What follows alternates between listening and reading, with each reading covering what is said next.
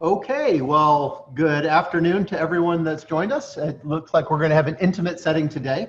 Thanks for showing up. I'm Dr. Mike Grogine. I'm the director of the Executive MBA in Strategic Leadership here at the Haslam College.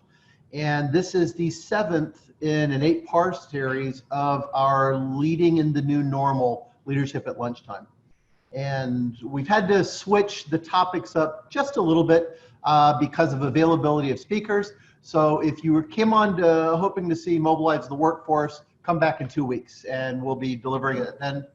Today, I'm absolutely delighted to welcome all of you, but also Jonathan Harvey to the meeting. So Jonathan and I will spend a few minutes kind of talking about derailment, leadership derailment. And we'll go through a couple questions, but I think more importantly is that we want to kind of generate dialogue. Between the two of us, we've got years, if not decades of experience in the practice, the research, and truly the application of leadership development, of which derailment could be a pretty significant element at some point in a career. So let me start by welcoming Jonathan and to all of y'all. Hey, Jonathan. Hey, Mike. Thanks. Good to be here.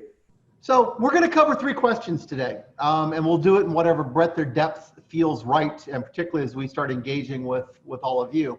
And the first question is what do we mean by leadership development? What is leader derailment? And once we understand that, what are the triggers for it? What can cause it? And how is this current environment exacerbating the fault lines that could bring about a derailing event for leaders?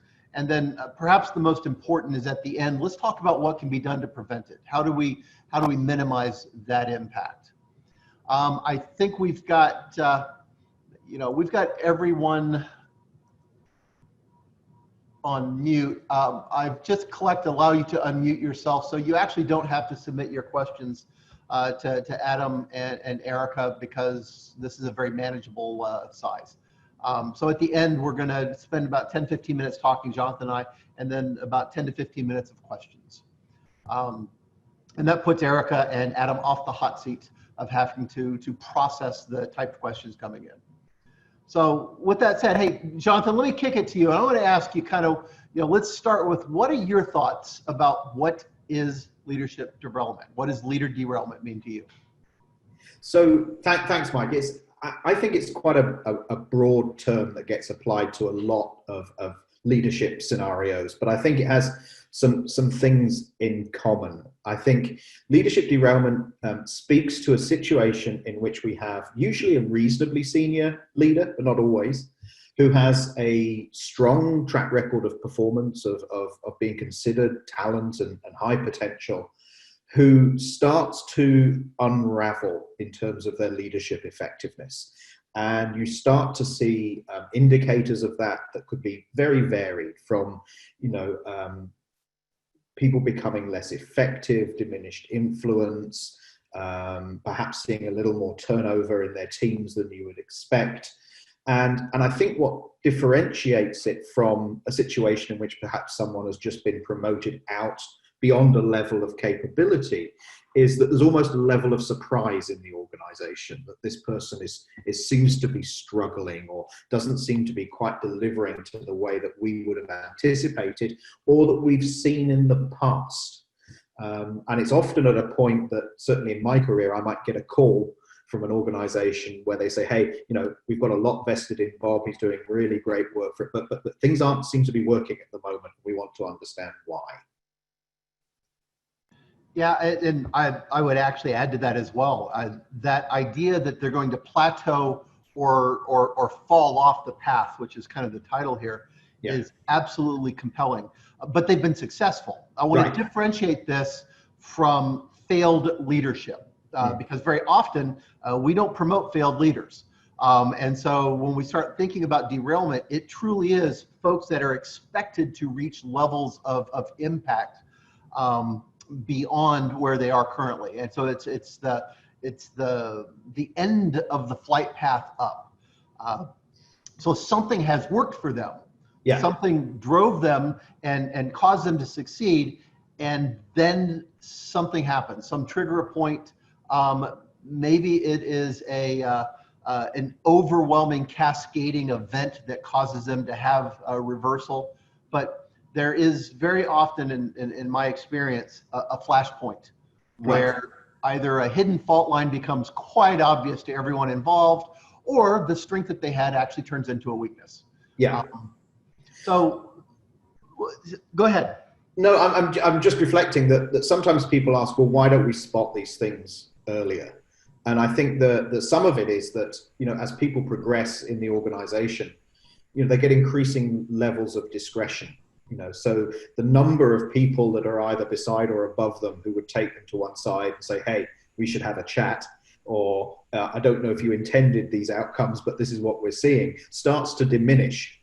And I think at the same time, we occasionally run the risk of believing our own press as we've progressed in the organization, that somehow now I've made it. And that, actually it's now my responsibility to set the agenda. And so those cautioning voices, those voices of reason, get fewer and fewer. And it's a really well-established and brave group of your team who will take you aside as the leader and say, hey boss, we should have a chat. And I think so that process of going up the organization in some ways increases the possibility of exposure, which is why we don't necessarily see it so much in lower levels of organization. And I think, dovetailing with that is very often we will tolerate at lower levels behaviors that we will not tolerate at higher levels. Yeah. So, someone who's completely domineering, well, we'll excuse that if they're bringing in an incredible operating profit for their business unit. Yes. Someone that is overtly charming and can build a team around them, we'll tolerate it at lower levels because their team is carrying them on performance. But when they get to a certain level of the organization, that charm reverses, and in honesty, there's no substance behind it. Yeah. And so I think that we allow sometimes, and then we may act surprised when. Right. Yeah. I was going to say, one of those kind of interesting dichotomies where you kind of, we seem to be surprised, but then when you start to dig in it, you find that everybody knew. Yes. So the chap who was seen as a bit overbearing and a bit domineering that turned out to be a complete bully, everyone went, yeah, actually we kind of knew that. But until there was some kind of, as you went, triggering event, and it is interesting how often those are public events that cause the organization to intervene, it's kind of glossed over. Yeah, absolutely. So it's probably worth the time to talk about those triggering events and kind of go beyond that to saying, what is it in our current environment that actually may be creating, heroes and villains, that some folks that we thought were going to completely go off the rails have found a calm and a peace and a capability deep inside them that they're drawing from, and others that we thought would carry us through to the end are not performing near the expectations that we have of them, or what we need from them. So let's talk a little bit about triggers. What are your thoughts about that? So I think at a very high level, I think, we talk so much in leadership development about context. And I think one of the high level triggers is the recognition that context has shifted for a leader and they haven't been able to adapt or adjust their leadership style or approach to align with that changed in their context. And that may be something that's very personal to them. So it might be a change in scope or responsibility in their role. It may be something completely outside of work entirely, a disruption in their family life. But it also might be a change in the wider business context, which is similar to what we've seen with the COVID pandemic, where the very principles by which we operate in the organization have changed. And some of our leaders have been able to pivot and adapt, and others have really struggled. And part of that, I think, comes down to having a broad kit bag in terms of our leadership repertoire. We use the term, the one trick pony, that, what's made me successful now, well, I'll just keep going with that because that's what made me successful, versus the more reflective leader who looks to kind of pivot and adjust to the circumstances that they have in front of them. I think what they have in common, regardless of the different contexts, is the consequences that you start to see happening. So you get an undermining of trust, an undermining of confidence in the people, from the people you're leading. Your team stop giving you all of the information, particularly if it's bad news, because they start anticipating an adverse response from you. Decision-making becomes, delayed or non-existent. And you start to see a migration, perhaps, from behaviors that have been very successful to date, starting to be disruptive. At what point does the, hardworking, detail-orientated leader become a micromanager that delays decision-making because they have to see everything before it goes out because the situation has changed precisely at the time it should be going quicker? So it's that failure to adapt to the situation. And those can be very specific to the individual. Yeah, and if we also think about it as well, in lower leadership roles, there's a much higher emphasis on technical capability. Yeah.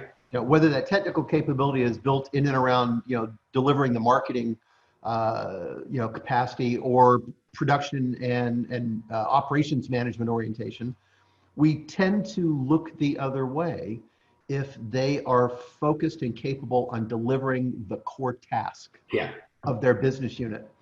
But as we move up the chain, then we actually start seeing skill sets that become more critical in and around kind of the strategic conceptual skill set. Can I see the big picture? Can I execute that? As well as interpersonal skill set. Can I leverage the capacity of our people and the workforce? And when I look at it, the triggers for those underlying elements, one of them is just the interpersonal skill set. There are some folks that will ride that technical rocket as far as they can possibly go, and then there's a flip that no longer can they even be the technical expert because that was 3 levels ago, and now they have to build a picture of the future and mobilize their people towards that. Yeah, I think that's spot on. So you see that transition perhaps from a subject matter expert into more general management is one of those transition points where sometimes this starts to play out. And I think the other piece of it that really kicks in that spinning on from what you've said is how the exercise of judgment, starts to be really critical. It's not about the data or the specifics of the technology that you're using anymore, that you're the expert in. It's about the judgments that you make that take us forward. And those become compromised. Absolutely. And the ability to create the space in which people are successful is much more critical at the top than to lay the task and conditions and standards for folks to be successful at the lower element. I also think that, let's talk about the current crisis we're in. Yeah. The fault lines that get highlight here are ones in and around. I think that they're captured by ego. So if we have some interpersonal immaturity, if you will, so we're not as good at the connecting with the people, we're either task-oriented or micromanager, we could also generate during these times emotional instability, whereas people are on kind of this emotional roller coaster because they actually can't handle atypical pressure. I understand the quarterly budget cycle. Okay, I've got that. I've got mechanisms for it. But now I've got to worry about people being mobilized to their home and trying to to recapture how do we actually replicate our work there. And I've got to worry about my own personal health, my family, and that emotional instability can lead to angry outbursts, moodiness, withdrawal, which would then actually cause them to be far less effective as a leader. And coupled with that, let's put some ego defensiveness in there. I identify myself as a leader. It's an important component, if not the only component, of who I consider myself to be. And if I'm not doing well, I could be more defensive about potential failure or the perception of failure. And we see this where people are attempting to kind of cover up their mistakes or blame it on other folks. And, you know, we've seen it during multiple crises. We've seen it during the downturn in oil 10 years ago. We've seen it during post 9/11, when companies kind of imploded on themselves because of the major terrorist event that had occurred. And the leaders that really suffered in that were the ones that were so tightly bound into who they were seen as a leader that they couldn't handle it when they didn't have perfect control over the outcome. Yeah, I think that that's very true. And then I think there is the other subset of the people who love to lead in chaos, you know, who are the knights who come in to fix everything, who actually love the turbulence and the ambiguity, who then, when we get to steady state, actually become very challenged, because without that need for, you know, my decision making, my on point, the adrenaline, the fix it, they start to mess with what's actually working well. So I think you've got that continuum, and really at the heart of this is do you know where you are on that continuum? So I think this is one of those areas that really does speak to that idea of self-awareness that underpins so much of leadership development work. Do I actually know where my risks sit? It may be worth a second to kind of dive into that self-awareness. And I know that you're an expert in Hogan's dark side of personality. And, you know, kind of when do those strengths become weaknesses, and what's the dark side of the strengths themselves. So if you don't mind, just give us a quick down and dirty on kind of, you know, extreme personality characteristics that can be great, but then absolutely have a dark side to them. So what Bob and Joyce Hogan did was they looked at the patterns that seemed to show up in terms of the ways in which people responded to what they called being compromised as a leader. And that they put into a series of categorizations, and they got some great terminology that they put around this. So, you know, the person who's emotionally volatile, who goes from extremes of, wait till you meet Ruth, she's the best person we've seen in years, to don't speak about Ruth, she let me down so badly. They call these the excitable individuals. You've got people who are skeptical. So when they're compromised, they stop trusting people. They become cynical of other people's agendas. You know, the cautious people don't make decisions. They want more data. And you see, particularly at the moment, like in the COVID situation, those leaders who want more data, more information, more analysis, and actually that's just ways of putting off making decisions, because they think it has to be the right decision, not recognizing that no decision is actually worse than perhaps making the wrong one. Individuals who perhaps are more independent and objective retreat further and maybe disappear from the landscape. So when I need to engage, that they've gone. The classic passive-aggressive leaders who look as if they're playing well with their colleagues and engaging, but secretly have their own agenda, they refer to as more leisurely individuals, and that's quite a tough one to deal with. The assertive confident, moving to the arrogant and entitled, they call the bold. So you have this whole range. My personal favorite, the mischievous, charming, interesting, manifests itself more as manipulative and testing of limits. And then, you know, down through imaginative, you know, creative people, innovative, who become more eccentric and impractical. So often I describe this as, you know, we have the caricature of people visiting foreign countries where they don't speak the language. As a result, speak their own language louder and slower, as if somehow that improves the situation. So these are situations where we have strengths, but in situations we seem to go louder with them rather than adapting and pivoting to something else. And what they would say, what the Hogans would argue is that all of these different approaches have things in common. And really it's about trying to get your own way to feel comfortable in the situation. So they're really about trying to exert undue influence to get back to some sense of control. You know, I'm feeling that I control the situation. Yeah, and you know, I think that's a really good segue for us to get back into how do we prevent leadership derailment, and particularly if some of it's coded into us, you know, in terms of our personality. One of the things that, you know, I've done, you know, I have two types of executive coaching I'm brought in on. We have a person we're preparing for the next, you know, level, or we've got someone that's, you know, at the very top of the organization that we put a lot of time and money into, and we're going to give them one last chance to survive. And the key, that I think one of the takeaways for me is many times they are in a coded pattern of behavior that they have difficulty breaking out of. And you just described some of the mechanisms that are underlying that. What I look for are triggers. So is it boredom? Is it, stress and pressure? Is it lack of prestige or people kowtowing and giving you? And identifying those triggers and building a behavioral strategy, a mitigating strategy that makes certain those triggers don't get pulled is so much easier than trying to clean up the mess, after the bullet leaves the gun in that particular derailment. And it's amazing how some of these triggers manifest themselves, and sometimes in the most absurd ways. I recall a situation where executives were, at each other's throats because of whose car parking place was closer to the front door at the office block, as if somehow that was a measure of their prestige or standing in the organization. And these things actually were profoundly damaging working relationships, which seems, when you step back from it, utterly bizarre. But nevertheless, we're kind of right at the forefront of those individuals' risk profiles.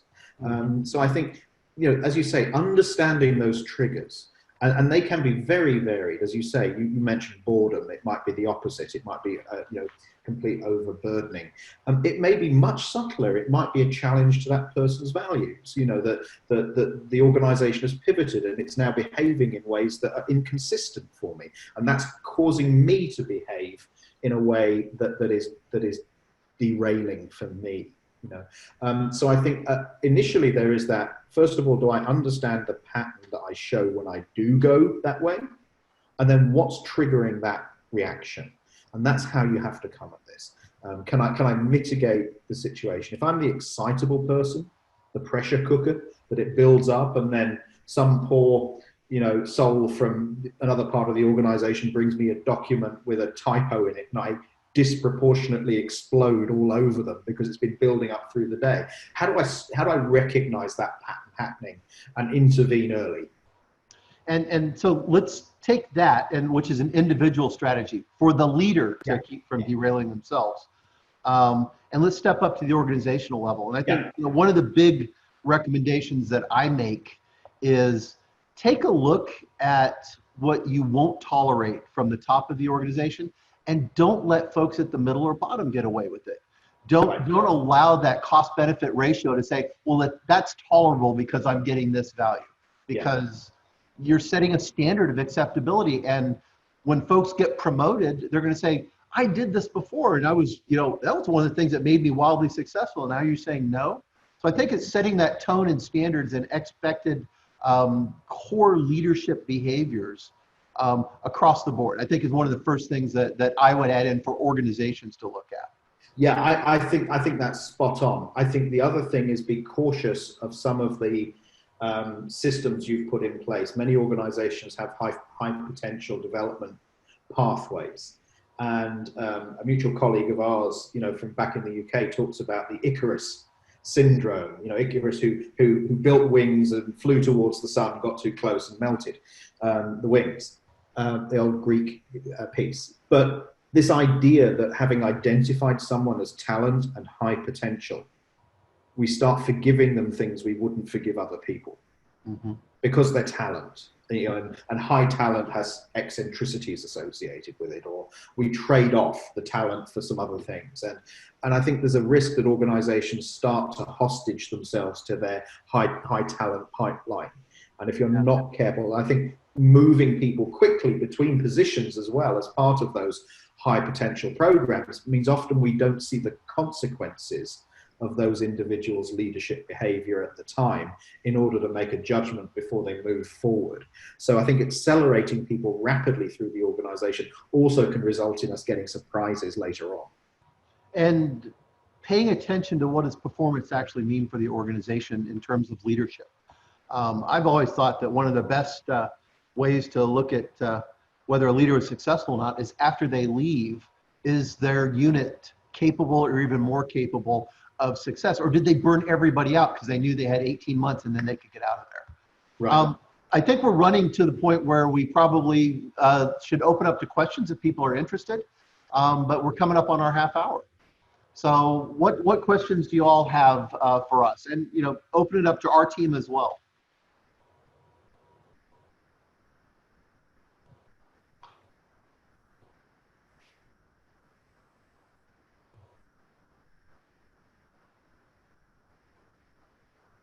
Met with dead silence. All right, we've got 3 more hours. We could keep talking about this. But, that's great. I would no names. Yeah, I would say that we all have experiences with leaders that reach a certain level and then it seems that they explode or implode. I would say that is in all of us as a potential. And the challenge is for us to make certain that we can identify the elements that go towards that and build an environment that prevents those from and encourages the positive leadership themselves. So I just got a quick question that was shared.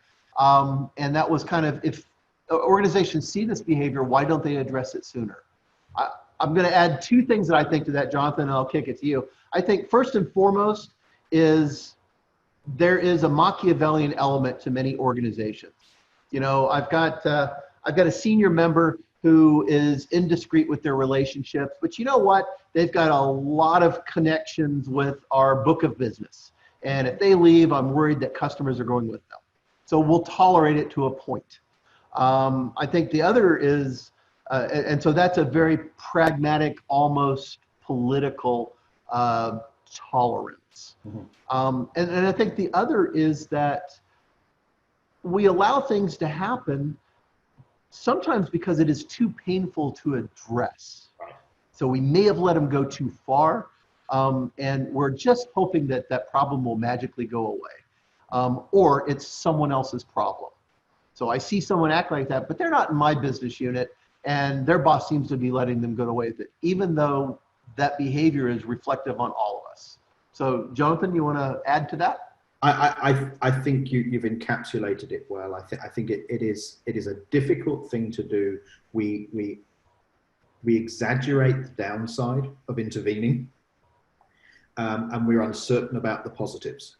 And very often, unless there's a public spectacle, in which case the organisation almost goes the other way, that we think we can manage the situation, and maybe we move someone into a different role or we sidestep it. So I think there's often the first attempt is just to manage our way out of the situation discreetly, as opposed to kind of engaging with the person about what is and what isn't acceptable.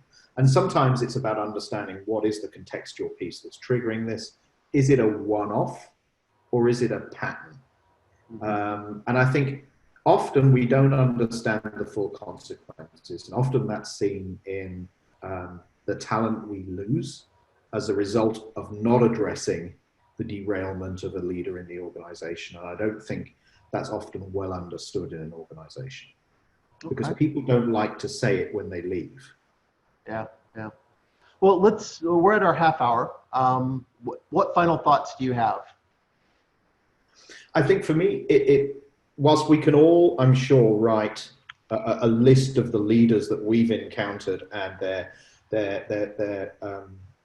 behavior that is derailing and disruptive, I think it's so much more difficult to look in the mirror and ask, where do I have the potential for this and what does that look like? And I think my final thought to all leaders is that I think the vast majority of us have some risk.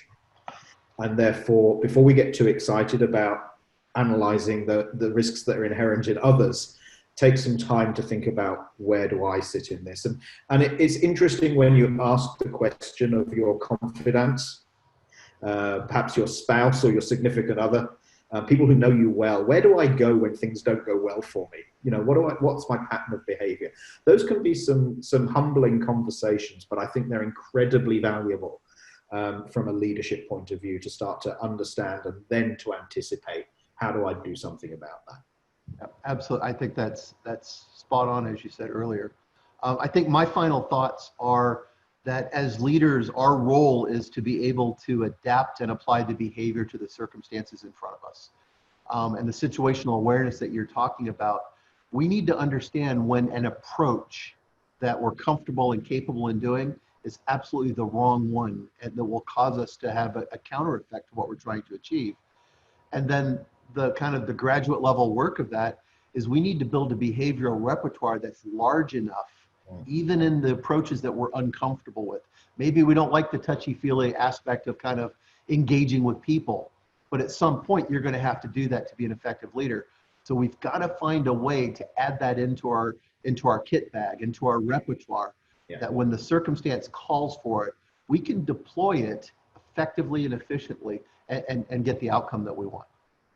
I think that's so true. I think at an organizational level, my final thought would be, look, this isn't an advocacy for not focusing on the development of high potential people and driving forward, a leadership agenda within the organization. I think you have to institute a more balanced assessment of those individuals. That yes, that they're high potential. Yes, they bring a lot of good stuff to us, but that also means we have to focus even more on mitigating any risks around those individuals. And we have a responsibility organizationally to do that if we're accelerating them through the organization. So I think it's not just about providing them with the opportunities to grow. We've got to give them the support to make sure that they do that in a way that is setting the scene for future success for them. Absolutely. And as I think as we sign off, the last thing that I would suggest, there are some things in certain people that are not overcomable. Yeah. That we should actually consider character and the values base of the individual as part of our hiring criteria, and certainly in our promotion criteria into leadership roles of higher and higher levels of responsibility. So thank you all for showing up today. And this will be recorded and placed online, so you can come back and see it at a later date. For those of you that weren't able to join us, please reach out with questions or thoughts that you have on this topic. We've been so delighted to go on this journey of the leadership at lunchtime. And we look forward to 2 weeks talking about mobilizing our workforce. So have a safe and healthy rest of your day, rest of your week, and hopefully rest of your year, given the year as it's been so far. So thank you all so very much.